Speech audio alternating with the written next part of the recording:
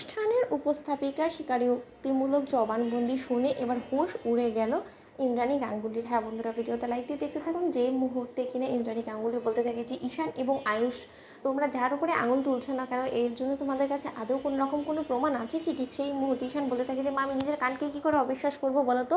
কারণ আমি তো খুব ভালো করে জানি যে তোমার কোনো দিনও আমার চোখে দেখা বা আমার কানে শোনা কোনো কথার উপরে কোনো সময় বিশ্বাস হবে না। তাহলে বরঞ্চ আজকের সন্ধ্যে যে উপস্থাপিকা ছিল তাকেই বরঞ্চ তুমি স্বয়ং নিজে ডেকে এ বাড়িতে এনে জিজ্ঞেস করো যে ওর সেই কার্ডটার মধ্যে এক্সট্রা করে নামটা ঠিক কে বসিয়ে দিয়েছিল। আমি সেই কার্ডটা খুব ভালো করেই দেখেছি এবং সেই কার্ডের মধ্যে আমি যে 5জন মডেলসদেরকে সিলেক্ট করেছিলাম শুধুমাত্র তাদের নামই কিন্তু সন্ধে অবধি ছিল, কিন্তু তার পরবর্তী সময়ে যেই সময় কিনা উপস্থাপিকার হাতে সেই কার্ডটা যায় ঠিক তার পর মুহূর্তেই একজনের নাম অ্যাড হয়েছে এবং তার নাম ছিল নান আদার দেন কুসুম। তাহলে সেটা কী করে হয়ে যেতে পারে মাম বলো তো? ঠিক সেই মুহূর্তে যখন ইন্দ্রাণী গাঙ্গুলি সেই উপস্থাপিকা বাড়িতে ডেকে পাঠায় এবং বলতে থাকে যে হ্যাঁ, তো তুমি আমাকে বলো তো তোমার সেই কার্ডের মধ্যে হঠাৎ করে কুসুমের নামটা কী করে ইনভলভ হয়ে গেলো? কারণ আমার ছেলে তো বলছে যে সেখানে নাকি 5জনের নামই ছিল, তাহলে হঠাৎ করে আরেকজনের নাম কে যোগ করে দিল বলো?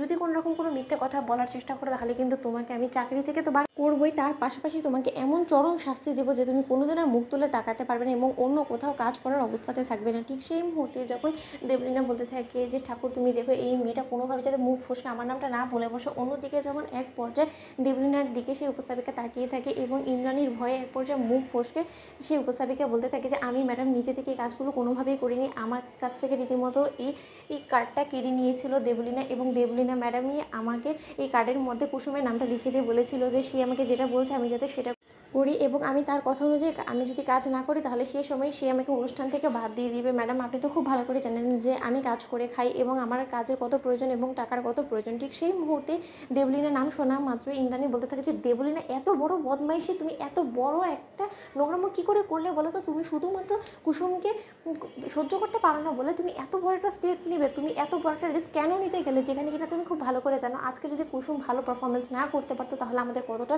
গোটা সমাজের কাছে ফেস লস হতো। তার সত্ত্বেও তুমি ওর উপর প্রতিশোধ নেওয়ার জন্য এরকমটা করলে, কেন করলে দেবলীনা? ঠিক সেই মোটিশান বলতে থাকে যে মা এবার তো প্রমাণ হয়ে গেল তাই না, এবার আমি আশা করবো যে তুমি নিশ্চয়ই ওকেও এসে একই শাস্তি দিবে যে শাস্তিটা কিনা আজকে গোটা অনুষ্ঠান জুড়ে তুমি আমাকে দিয়েছো।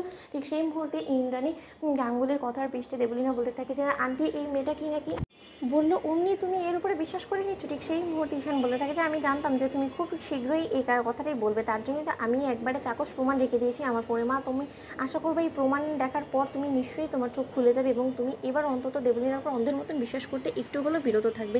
অন্যদিকে ঈশানের দেখানো সেই ভিডিও ফুটেজ দেখা মাত্রই চোখ খুলে যায় ইন্দ্রাণী গাঙ্গুলির এবং ইন্দ্রাণী বলতে থাকে যে দেবলীনা তুমি এটা করবে আমি কোনোদিন এক্সপেক্টও করিনি।